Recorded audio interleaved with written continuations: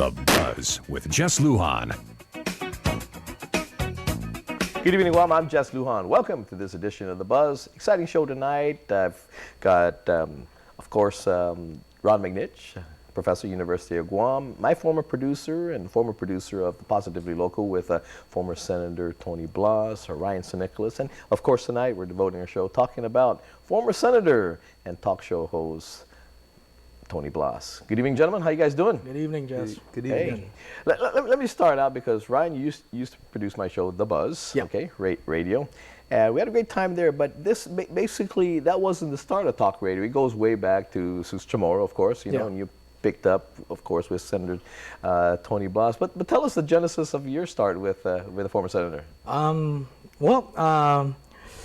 It was back in 2002, I believe his show started. And I wasn't at KUAM at the time. I had just recently left, and I was away from KUAM briefly.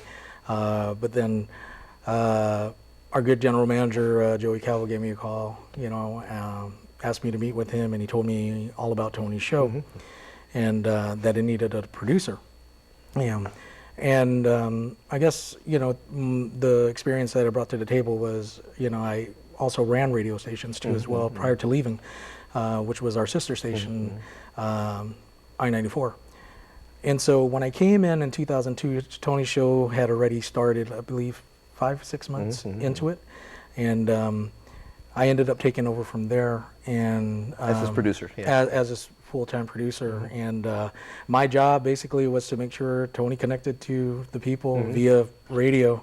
And even after the show, Tony, working with Tony, I was still connecting with them via phone calls, making sure that, whatever they talked about on air was being followed through, with all the proper channels. Let's say if somebody called up having a water problem, Tony would ask me to give that person a call, see where they're at, and if there was no movement, we'll talk about it until something happened.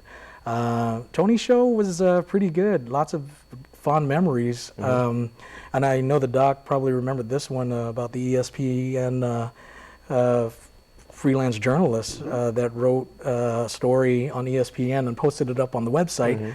And the story was unfounded, ridiculous in nature. I remember that story. Yeah, it dealt with, Guam having the pastime of cockfighting and Nothing to do, basically. Yeah, nothing to do. And if you stumble upon a poor family, they'll sell your daughter to a military, And so basically what we did was we went full on force with that. There's so many different gamuts as far as the story is concerned, because at the time GTA was being sold, and ESPN is a subsidiary of ABC. Disney. ABC is part of Disney Corp. Disney Corp ended up taking over GTA. So Tony, as quick and to respond and very witty, he connected all of that. And basically we put him, on notice, like, hey, you guys had just bought a big time GovGuam agency, and we can boycott that if need be because of your story on ESPN.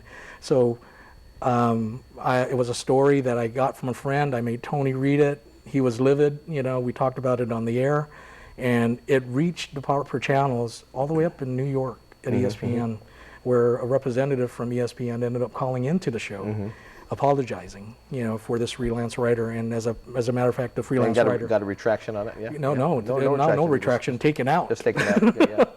Taken out, and ended up, that freelance writer no longer writes for ESPN, because of that story. And we found out that freelance writer was in-law of a military family that was only here for a week, and within that week he already saw that Guam is all about cockfighting and selling your daughters, to military members. And we know that's not true, and we know that the military, And I remember that conversation. Good I remember respect that, for our listening to community.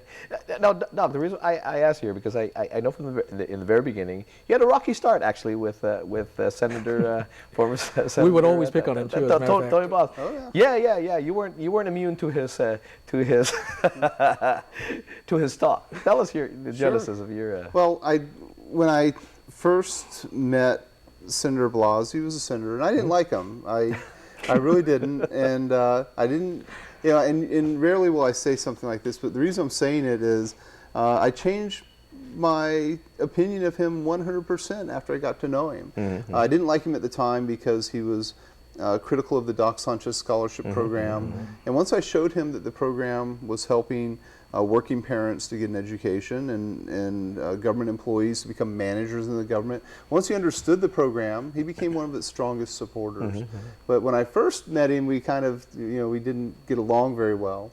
And I'll tell you, I got to know him over time and when he was in office and through his staffer, Jess Perez. Jess Perez was in my master's program, the Master's of Public Administration program. And he helped me to understand the great value of connecting my students with the legislature to support legislative policy. And that was through Senator Blas's office. Senator Blas started this tradition now that even goes on to this day of our students helping the government to make better laws. And that was a great value. But yeah, but how do you see this? Because Tony brought an element again to radio, unlike maybe other stations and other hosts that he was there. He was a player. He knew the ins and outs of things, and he allowed people, most especially in our station. 6:10 at the time, right? 6:10 at the time, which is now 6:30, right, a.m. To explain themselves again in Chamorro, and as we speak now, we speak broken Chamorro, we speak broken English and things of that nature, and allow people to be comfortable in voicing their opinions where they would otherwise would not would not call in, or at times be made to feel uncomfortable in other organizations where to call in and because maybe the host did not quite understand them or what they're trying to say, they wouldn't feel comfortable. But Tony made it comfortable and relate it to the folks that were calling in. I think, if anything, Positively Local, I mean, that's just the name and nature. Positively Local was on point with the listeners, connecting in, because if anything, what the show did was, like you said, it gave a venue for people to call in that otherwise would be very uncomfortable. Like a 79-year-old up in Jigo, this lady, wouldn't, and she even said it on the air. I don't call this, talk shows because, one, I speak heavy Chamorro, and I feel like my plight or my situation would not be understood. And you had all these uncles calling in, taking part in the show, because finally, after Sister Chamorro, there was really nothing. Then comes Tony, and Tony made his show their own. And I think that's I mean, people can call about their problems, even just to say hi. Tony was good at getting out information, on certain public hearings that would be happening.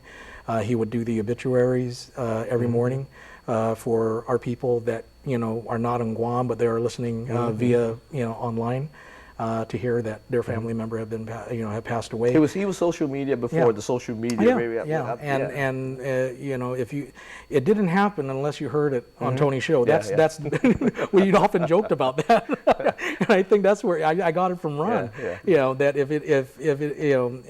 if something happened, like a bill was signed, as far as Tony Blas is concerned, unless he talked about it, it didn't happen. It didn't happen. And so that was the gist of the show. There were so many. I mean, there's so many fond memories that I could talk to him. We did the Lola Cola. And he was at the forefront of that. What else? The military buildup. We were talking about the military buildup back in 2003.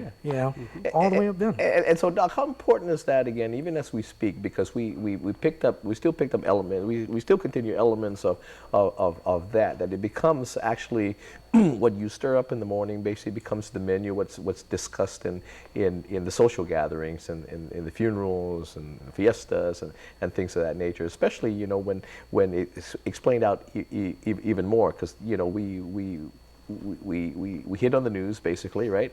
We editorialize it and we dig more into it and we get into the words, the key words that people say and expound on that a little more. So how important is that again for the constituency, for the voters out there. But I'm going to ask your thoughts still. What are your thoughts? I got to take a quick break, okay? Okay. Okay.